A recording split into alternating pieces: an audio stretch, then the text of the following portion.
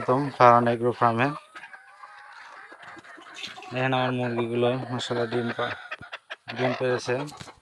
এখন ডিমের প্রোডাকশন একটু কম, কারণ আমার প্রায় মুরগি কুচা বসেছে। জানি না কুচা ভাঙানোর কোনো মেডিসিন বা কোনো টেকনিক বা কোনো কিছু আছে নাকি। কারো যদি জানা থাকে প্লিজ আমাকে জানাবেন কমেন্টের মাধ্যমে, বা যেভাবে হোক জানাবেন যদি কেউ কোনো কিছু জেনে থাকেন।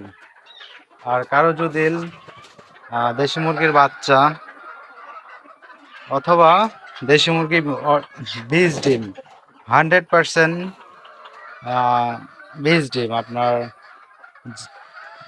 সম্পূর্ণ একদম চেক করে দেওয়া হবে। কারো যদি বীজ ডিম লাগে আমাকে ভিডিওতে দেওয়া হোয়াটসঅ্যাপ নাম্বারে জানাবেন। সবাই বীজ ডিম যদি লাগে হোয়াটসঅ্যাপ নাম্বারে যোগাযোগ করবেন।